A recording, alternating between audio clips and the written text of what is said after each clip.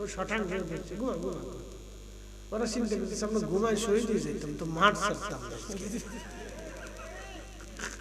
কারণ ওরা জানে আমার স্বার্থ আছে, স্বার্থ আছে বুঝলি মিস্টার বিরিয়ানি। এটা যদি না থাকলে তাহলে ওখানে আর আজকে আরিফেন ধরে খুঁজে হইতে ও লটলটি কিনে বাচ্চা খেতার নিচে আমদাই যাইতে। স্বার্থ আছে, এটার নাম দিয়েছে স্বার্থ। দরকার আছে একসাথে গলার আওয়াজটা ছাড়েন তো, শীত তো বেশি, সবাই মুখ বুঝে বেরিয়েছে। হ্যাঁ জোরে কাশি দিছেন নি দিছেন নি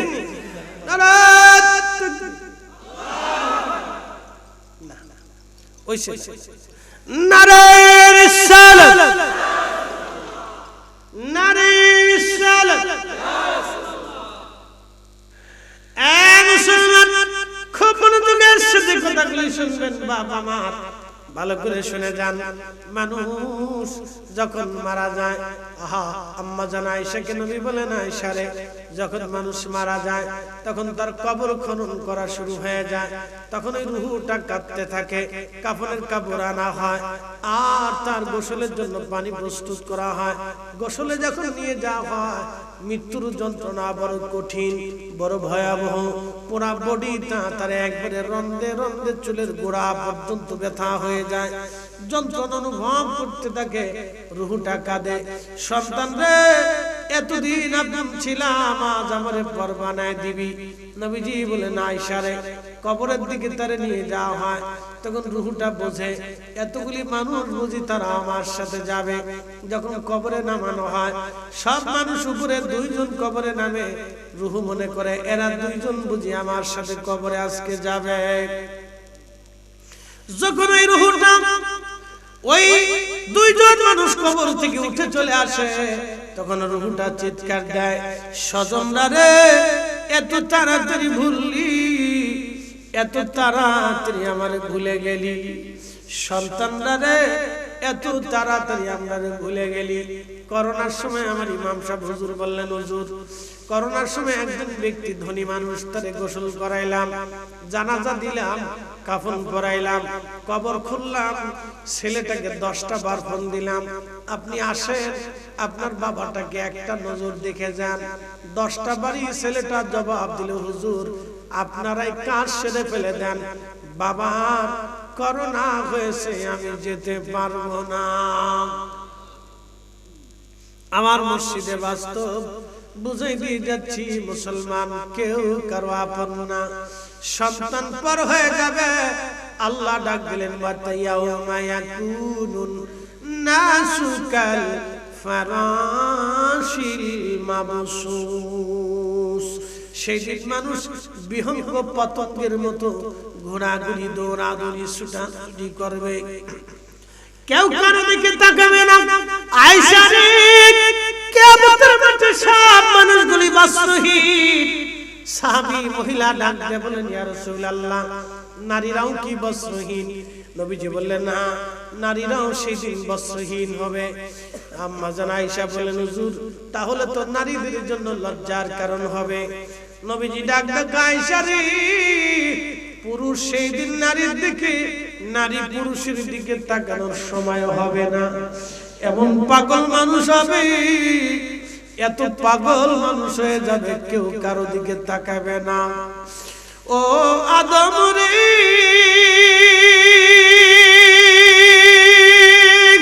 পাগে ধরিয়া গেছে দাড়ি, দন্তবাসে গোটা চারি,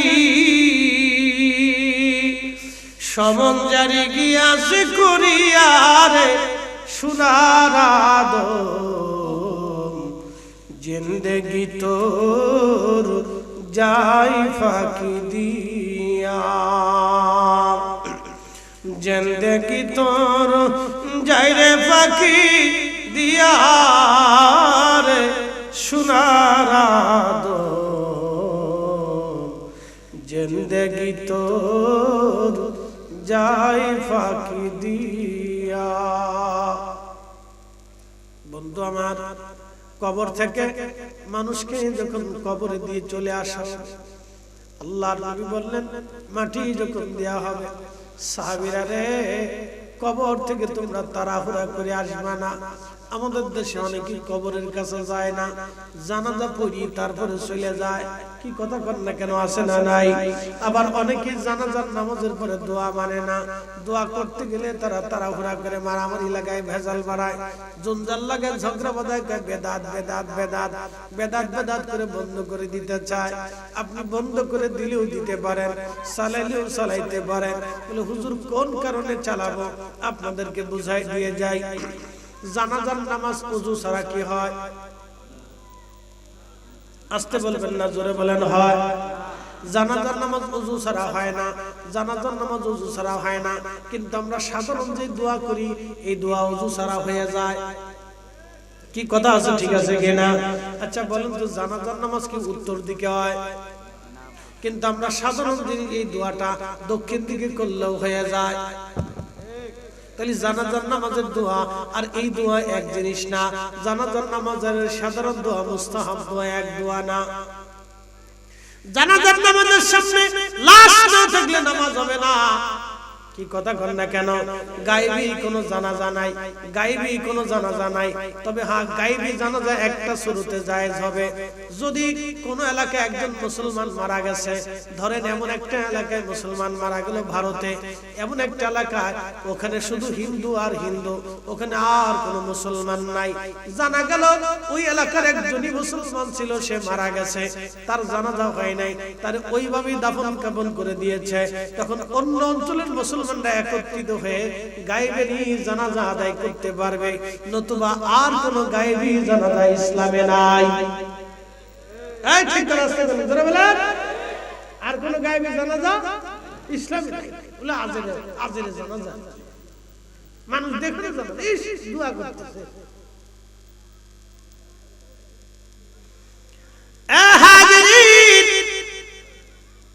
গায়েবী জানাজা আমাদের জন্য আর নাই।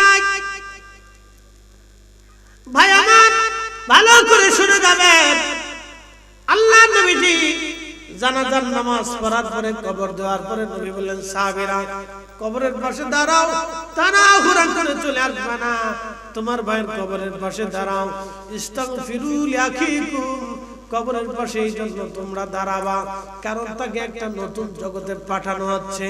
কিছু সময় পরে তার কবরে মুনকার নাকির আসবে, প্রশ্ন করবে, সে জবাবটা দিতে পারবে কিনা?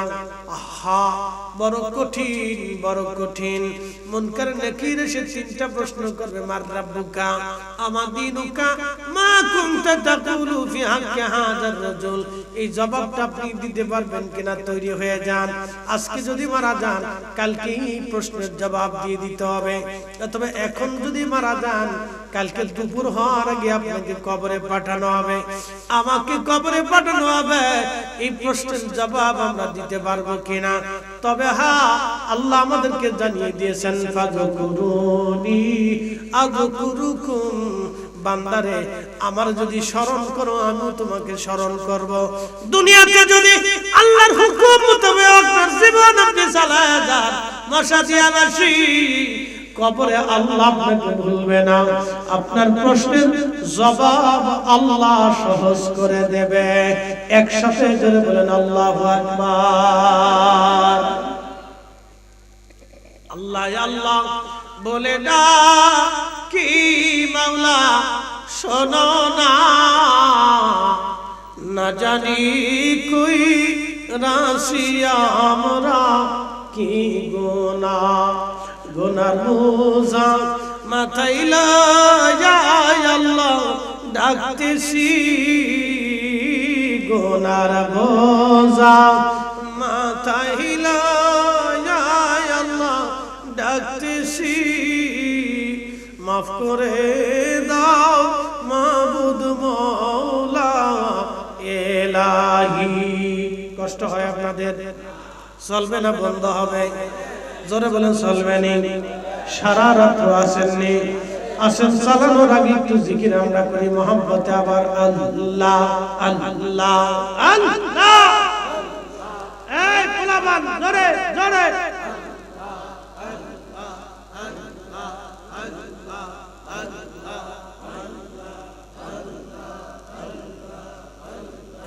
মানুষ বানাইছে গো আল্লাহ, মানুষ বানাইছে গো আল্লাহ, প্রেমের কারণে প্রেমের ডোরে বান্দরে মদিনার শহরে আল্লাহ আল্লাহ আল্লাহ।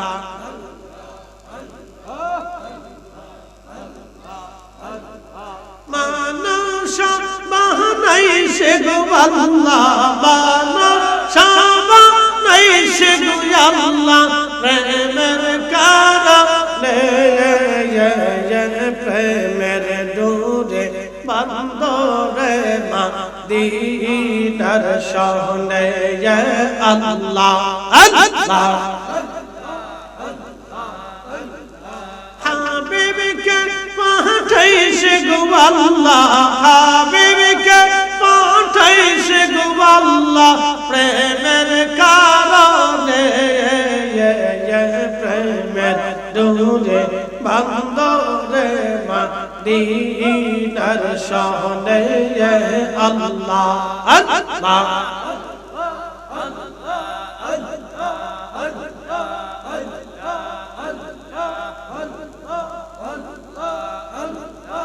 আল্লাহ বানাইলেন আসমান জমিন, আর বানাইছেন তাহাত রোজার দিন।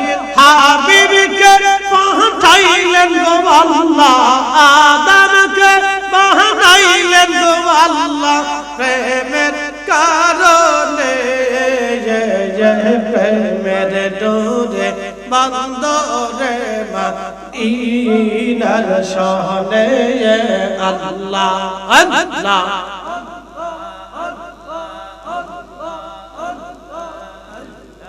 আল্লাহ আল্লাহ আল্লাহ আল্লাহ আল্লাহ।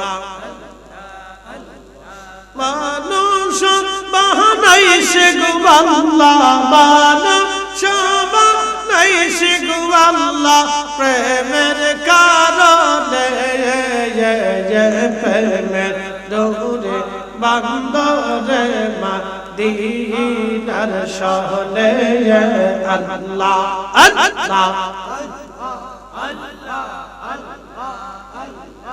আল্লাহ বানাইলেন কত জাতি, আর বানাইলেন প্রেম প্রীতি,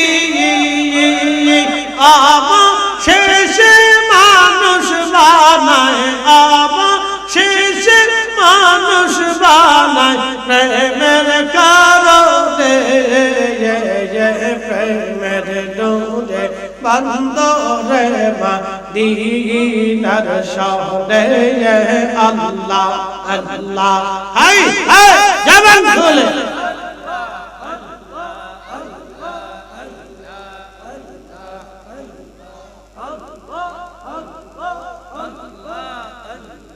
মানুষ বানাইছে গো আল্লাহ, মানুষ বানাইছে গো আল্লাহ, প্রেমের কারণে প্রেমের ডোরে বান্দরে মদিনার শহরে আল্লাহ আল্লাহ আল্লাহ।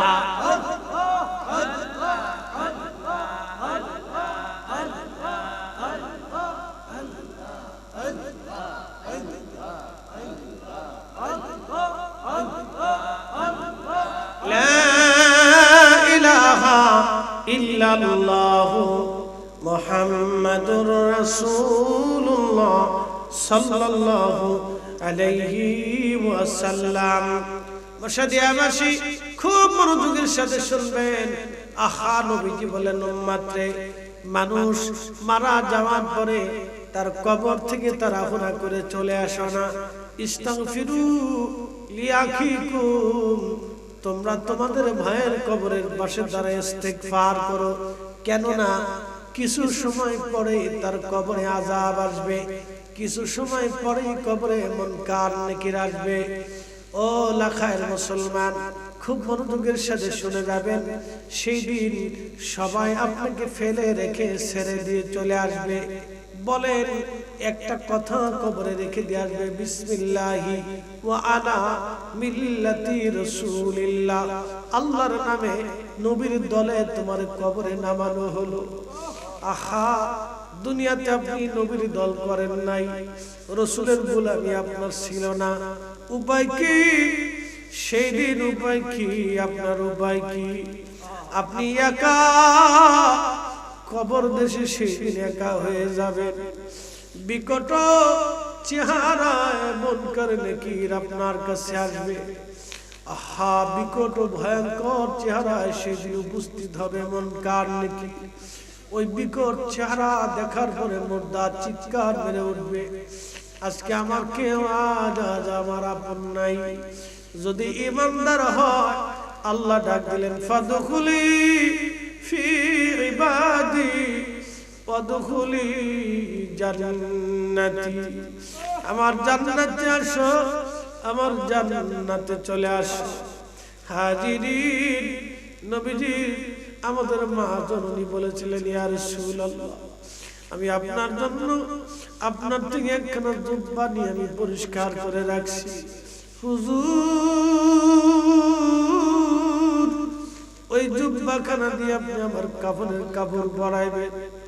নবীজি ডাক দিয়ে বলেন, খাদিজা রে, তুমি সারা জীবন আমার খেদমত করেছো, সহায় সম্পদগুলি আল্লাহ রাস্তায় দান করে দিয়েছো, বিনিময়ে আমি রাসূল তোমার পেট ভরে খাইতে দিতে পারি নাই, দামি কোনো পোশাক কিনে দিতে পারি নাই রে খাদিজা, জীবনে ভালো কোনো খাবার আমি তোমার দিতে পারি নাই, ভালো একটা বাসস্থান দিতে পারি নাই, আসবাব পত্র তোমার কিছু আমি দিতে পারি নাই।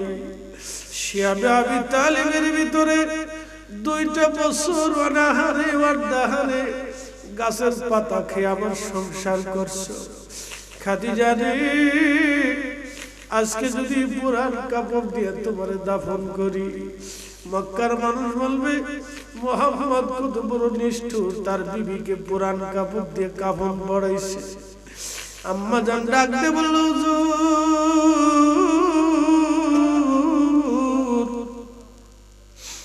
দুনিয়ার মানুষ কি বলবে ওই বিষয়টা খাদিজার কিছু যায় আসে না। ইয়া রাসূলুল্লাহ, আমি চাইতেছি আমার বিদায়ের সময় নবীজির পবিত্র জুব্বা আমার গায়ের মধ্যে লেগে থাকুক। আমি জানি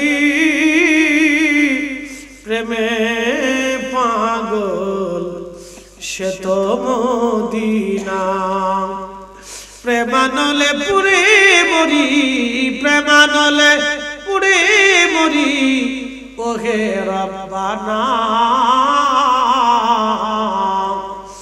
আমি জানি প্রেমে পাগল সে তো মদিনা।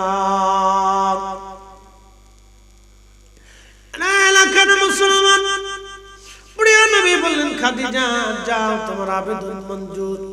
মা জননী বললেন, খাদিজা ইয়া রাসূলুল্লাহ, আমার কবরের পাশে যখন মানুষ কবর দিয়ে চলে আসবেন, কবরের পাশে আপনি দাঁড়ায় আমার মুনকার নাকিরের সওয়াল জবাব আপনি দিয়ে আসবেন। ইয়া রাসূলুল্লাহ, আপনার খাদিজা মুনকার নাকিরের প্রশ্নের জবাব দিবে না। আম্মা জানকে যখন দাফন করা হলো, যদি কোনদিন মক্কাতে যান, মক্কাতে জাবাল আবু কুবাইস পাহাড়ের পাশ দিয়ে আগায় গেলে একটা মসজিদ পাবেন, মসজিদে জিন। এই মসজিদে জিনেরা নামাজ পড়ে। ওই মসজিদের জিন থেকে আগাইলে হাজুন, আগে নাম ছিল হাজুন, এখন নাম জান্নাতুল মুআল্লা। আম্মা জানকে এখানে দাফন করা হয়েছে। নবীজি রওজার পাশে দাঁড়ায় আছেন, লাঠির উপরে ভর দিয়ে।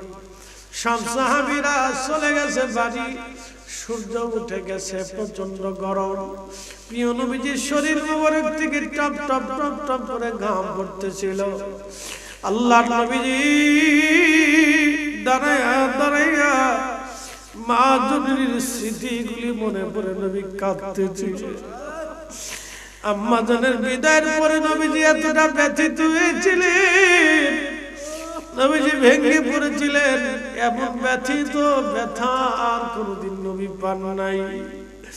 আহারে ফাতেমা কাঁদে, যায়নাব কাঁদে, প্রিয় নবীর কলিজার টুকরা সন্তানরা মা হারায় কাঁদে। আল্লাহর নবী রওজা শরীফের পাশে দাঁড়ায় দাঁড়ায় কাঁদতেছিলেন। এমন সময় এক সাহাবী পিছন দিক থেকে বললেন, হুজুর আসেন, আপনি চলে গেলে মুনকার নাকির আসবে। নবীজি ডাক ডাকে, সাহাবী চলে যাও, খাদিজার সাথে আমার কথা আছে, আমি তার মুনকার নাকিরের জবাব দিয়ে তারপরে এখান থেকে যাব। ঠিক কিছু সময় পরে জিবরাইল হাজির। ইয়া রাসূলুল্লাহ, ফিরে চলে যান, আপনার খাদিজার জবাব আপনার দিতে হবে না গো নবীজি, আল্লাহ নিজে জবাব দিয়ে দিছে। হে রাসূল, তোমায় ভালোবাসি, অন্তরে শুধু মুখে নয়, জান্নাতের আশায় নয় হে রাসূল, জাহান্নাম কেউ ডরি না, জাহান্নাম কেউ ডরি না। মে কবরে আন্ধেরি মে ঘাবরাউঙ্গা জব তনহা, কবরে আন্ধেরি মে ঘাবরাউঙ্গা জব তনহা, इमदाद मेरी करने आ जाना रसूल अल्लाह, इमदाद मेरी करने आ जाना रसूल अल्लाह, रोशन मेरी तुरबत को लिल्लाह जरा करुणा, जब वक्त नजर आए आका दीदार अता करुणा, दीदार अता करुणा, दीदार अता करुणा।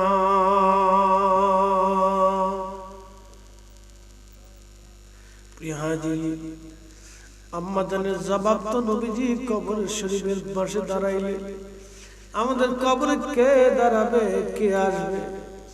যদি রাসূলকে খুশি করে যেতে পারি গো, রাসূল আসবে। আল্লাহ বলেন, বান্দারে তোমার সেই দিন সব পার হয়ে গেল, আমি মালিক পার হব না। আযকুরুকু, তোমার আমি স্মরণে রাখবো। বান্দারে সবাই ভুলে গেল, আমি আল্লাহ সেই দিন ভুলবো না। নবীজি বললেন, উম্মত রে, কবর থেকে সব মানুষ চলে আসবে, কেউ আর সেই দিন আপন হবে না। প্রচন্ড শীত আর এই গরমে বর্ষাকালে সবাই কবরে দিয়ে আসবে। কবর বড় কঠিন জায়গা, কবর বড় কঠিন জায়গা, মশা দিয়া বাসি, কেউ আপন হবে না। এই মশা দিয়াতে গোরস্থান আসে লাখাইতে, কত মানুষ গোরস্থানে ঘুমানো। কোথাও কোথাও গেলে বলে হুজুর 500 বছর আগের গোরস্থান, কেউ বলে হুজুর 300 বছর আগের গোরস্থান।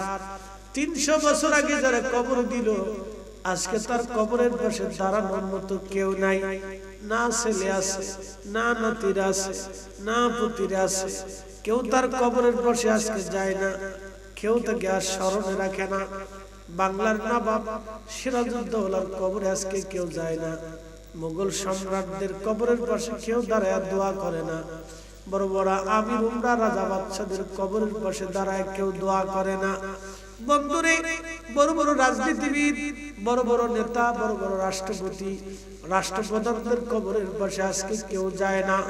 কিন্তু 360 জন ওলির মাজারে মুসলমান যে দাঁড়ায় যায়, এখনো দোয়া করে, কারণ তারা আল্লাহকে খুশি করে গেছে, নবীর গোলামি করে তারা কবরে গেছে। কথা বলেন ঠিক কিনা?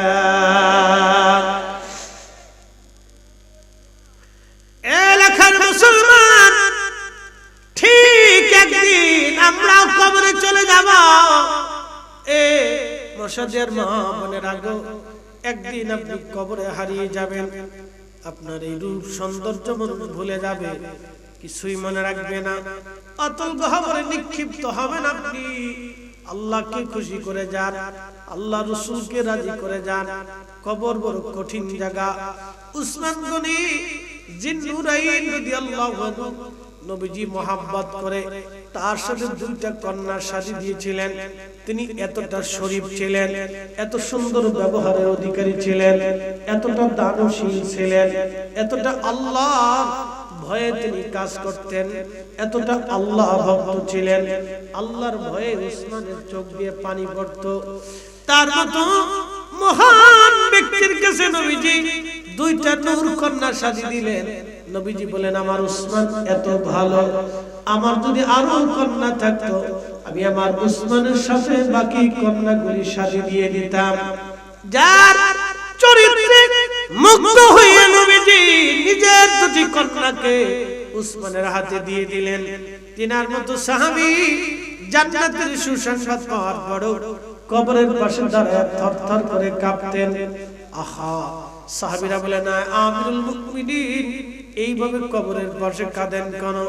উসমান রাদিয়াল্লাহু আনহু বলতেন, সাহাবীরা রে, আমি আমার মাসুকের জবান থেকে শুনছি এই কবর হলো প্রথম মঞ্জিল। এই কবরের 3টা প্রশ্নের জবাব যদি কেউ দিতে পারে, বাকি মঞ্জিলগুলি তার সহজ হয়ে যাবে। 3টা প্রশ্নের জবাব যদি দিতে না পারে, বাকি মঞ্জিলগুলি তার জন্য ভয়াবহ হবে। আমি উসমান কাঁদি, এই 3টা প্রশ্নের জবাব আমি দিতে পারবো কিনা? আরে সাহাবীরা উসমানী ভয়ে কাঁদি, যদি জবাব দিতে না পারি কিয়ামতের ময়দানে আমি রাসূলের সামনে কোন চেহারা নিয়ে দাঁড়াবো? হযরত আবু বকর সিদ্দিক রাদিয়াল্লাহু আনহু কবরের চিন্তায়, কবরের ভয়ে ইন্তেকালের সময় হযরত আলীকে ডাকলেন। এ সাহাব মুসলমানরা শুনে যান, জামিউল মুজিজাতের ভিতরে এসেছে এই ঘটনাখানা। জামিউল মুজিজাতের ভিতরে ঘটনাখানা আসছে। হযরত আবু বকর হযরত আলীকে ডাকলেন। হযরত আলীকে ডেকে বলেন, আলী রে, আপনি আমার ইন্তেকালের পরে আপনার নিজ হাতে আমার গোসল করাবেন, কাফনের কাপড় পরাইয়া জানাজা আপনি পড়াবেন, কাফনের কাপড় পরাইয়া আমার জানাজা করাইয়া আপনি নিজে নবীজি রওজা শরীফের পাশে যাবেন, নবীজি রওজার পাশে যা সালাম দিবেন। সালামের উত্তর যদি আসে তাহলে নবীজি রওজা শরীফের পাশে আমাকে দাফন করবেন। প্রথমবার সালাম দিবেন, যদি উত্তর না আসে দ্বিতীয়বার আবার সালাম দিবেন। যদি উত্তর না আসে আলী রে, তৃতীয়বারে সালাম দিবেন। যদি উত্তর আসে দাফন করবেন। উত্তর যদি না আসে তাহলে সাবধান, নবীজি রওজার পাশে আমাকে দাফন করবেন না, আমাকে জান্নাতুল বাকিতে নিয়ে চলে যাবেন। আর ভাববেন আবু বকর বুঝি নবীর তিরধানের পরে কোন অন্যায় করে ফেলছে। কবরের ভয়, আখিরাতের ভয় সাহাবীরা কতটা ভয় বেহাল ছিল। এই জন্য আল্লাহ বললেন, যালিকা লিমান খাশিয়া রাব্বা, আমি তাদের উপরে এই জন্য রাজি হয়ে গেছি, তারা আমি আল্লাহকে